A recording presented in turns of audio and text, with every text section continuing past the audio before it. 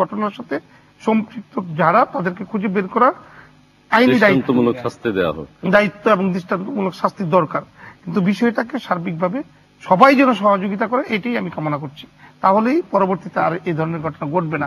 সরকারের ব্যর্থতা খোঁজার কোন জায়গা এটা হলো না, অপরাধীকে তাকে খুঁজে বের করতে হবে সবাই মিলে।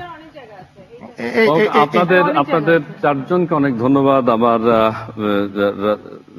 রাজিকুজ্জামান রতন, শামা ওবায়েদ এবং সাইফুদ্দিন নাসির, নজরুল ইসলাম বাবু সাহেব, আপনাদের চারজনকে আমাদের ডেমোক্রেসি অনুষ্ঠানের পক্ষ থেকে অনেক অনেক ধন্যবাদ জানাচ্ছি। সেই সাথে দর্শক, আমি একটা কথা বলতে চাই, ঢাকা বিশ্ববিদ্যালয় প্রাঙ্গণে কিন্তু অনেক অনুষ্ঠানই হয়, বড় ছোট মিলিয়ে অনেক অনুষ্ঠানই হয়, কিন্তু একটা গোষ্ঠী যারা এই ধরনের বড় অনুষ্ঠান, অসাম্প্রদায়িক চেতনার অনুষ্ঠান, পহেলা বৈশাখের মতো এত বৃহৎ অনুষ্ঠান বাংলাদেশে, সেই অনুষ্ঠানকে চায় না বা পছন্দ করে না, তাদের মধ্য থেকে হয়তো এরকম ঘটনা ঘটতে পারে। তবে আইন শৃঙ্খলা রক্ষাকারী বাহিনী তদন্ত করছেন, ঢাকা বিশ্ববিদ্যালয় তদন্ত করছেন, তাদের তদন্তে নিশ্চয়ই বেরিয়ে আসবে কারা এই কাজটি করেছেন। এবং আমরা যেটা জানি, 1.5 ঘন্টা যাবৎ এরকম ন্যাক্কারজনকভাবে মেয়েদের উপর আক্রমণ করেছে ছেলেরা।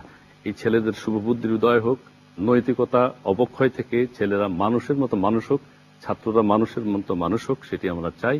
আজকের মতো আমাদের অনুষ্ঠান এখানে শেষ করছি। দর্শক বান্ধবী, আজকের এই অনুষ্ঠানটি পুনঃপ্রচারিত হবে শনিবার সকাল 8:30টায়।